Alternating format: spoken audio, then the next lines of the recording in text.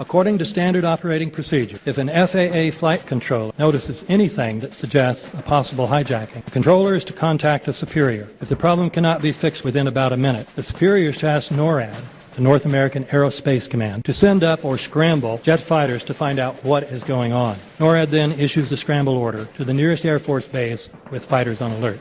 But although interceptions usually occur within 10 or so minutes, in this case, 80 or so minutes had elapsed before fighters were even airborne. It's a mind-bending anomaly. Not a single U.S. Air Force interceptor turns a wheel until it's too late.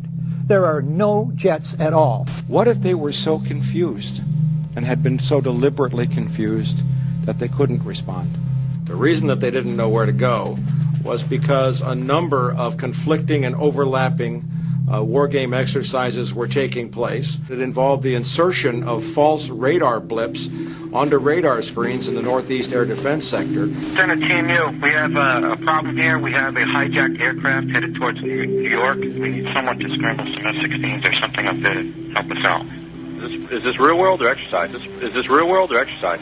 There was another exercise, Vigilant Warrior, which was, in fact, according to a NORAD source, a live-fly hijack drill being conducted at the same time.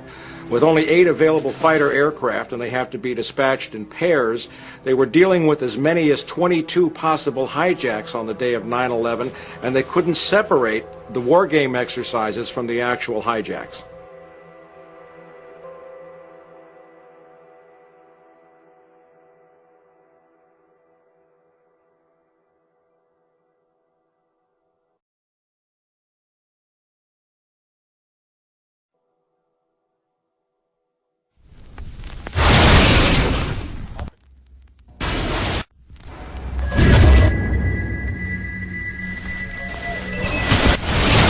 Page 172. The U.S. government has not been able to determine the origin of the money used for the 9/11 attacks. Ultimately, the question is of little practical significance. The American authorities have not managed to trace the source of the funding. And then the most amazingly disingenuous statement ultimately is it of little consequence. It is of massive consequence. Doesn't it matter who paid for 9/11? The collapse of Building 7 has been recognized as especially difficult to explain. The 9/11 Commission report implicitly admitted that it could not explain the collapse of this building by not even mentioning it. President, why are you and the Vice President insisting on appearing together before the 9/11 Commission? Because the 9/11 Commission wants to ask us questions. That's why we're meeting, and I look forward to meeting with them and answering their questions. Why you're appearing together rather than separately, which was their request? Because it's a good chance for both of us to answer questions that the 9/11 Commission is looking forward to asking us, and I'm looking forward to answering them. Let's see. Do you think they should be able to stand up and speak their own words? They should go under oath. They should be, yeah. In public.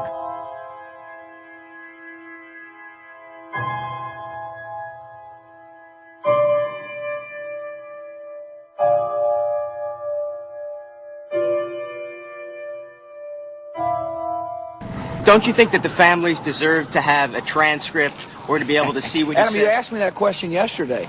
I got the same answer, yeah. The final report was a unanimous report. That means that if there was a single commissioner who had any objection about anything, that fact would be dropped from the report. We have found out that he not only served on the transition team of the Bush administration, that he was a person who wrote a draft memo for the setup of the Bush administration's National Security Council, that he was an individual who wrote the preemptive war strategy that was eventually used for the war in Iraq, that he is a close friend of Condoleezza Rice's. We want him to resign. There is literally nothing in the 9/11 report that the Bush administration did not approve of. We can understand, therefore, why the Commission, under Zelikow's leadership, would have ignored all the evidence that would point to the truth, that 9/11 was a false flag operation intended to authorize the doctrines and funds needed for a new level of imperial mobilization.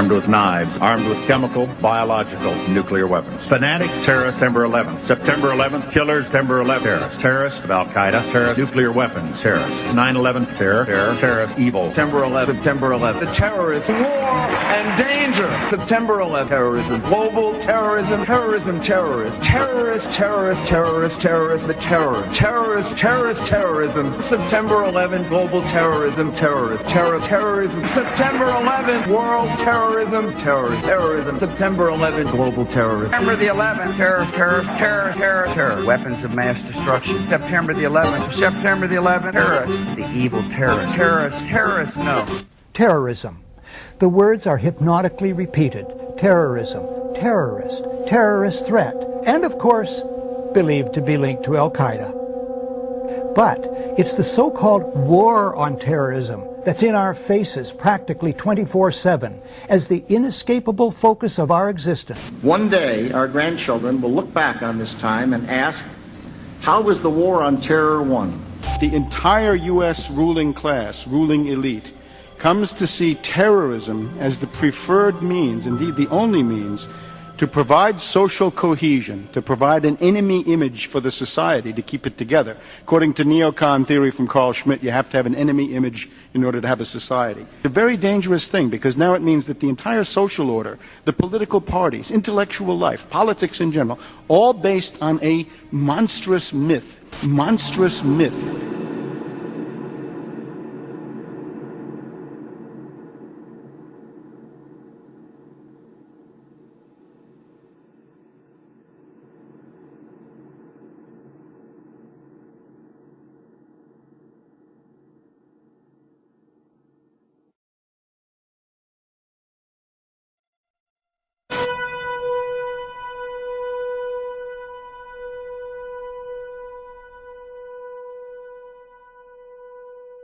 Look, the CIA has done in this country, what they've done to us is unbelievable.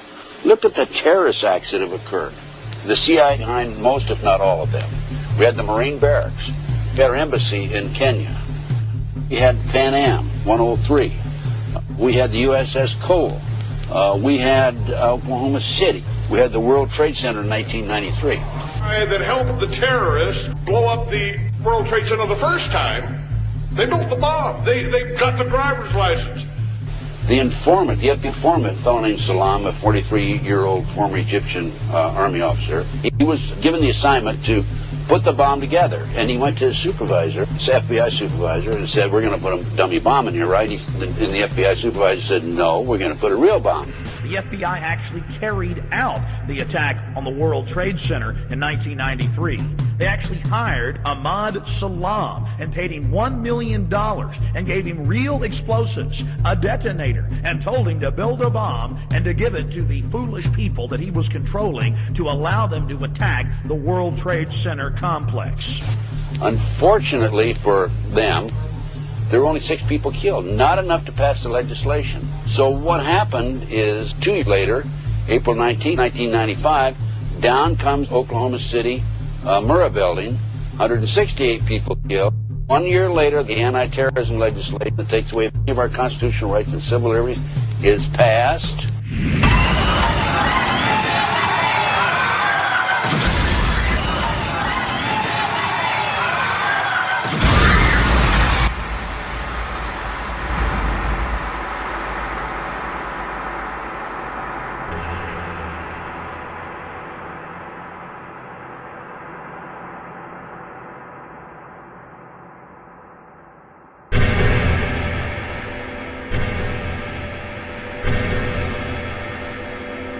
Because at 9:30 this morning, we were actually running an exercise for over a company of 1,000 people in London, based on simultaneous bombs going off precisely at the railway stations that happened this morning. So I still have the hairs on the back of my neck standing upright. To get this quite straight, you were running an exercise to see how you would cope with this, and it happened while you were running the exercise? Precisely.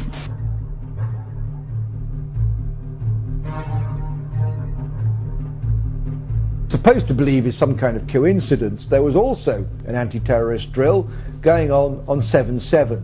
And again, just like 9/11, they were talking about attacks on the same targets, the same kind of tube stations, and exactly the same time as the actual attack happened, providing some kind of cover for what must be operations orchestrated in some way by the state.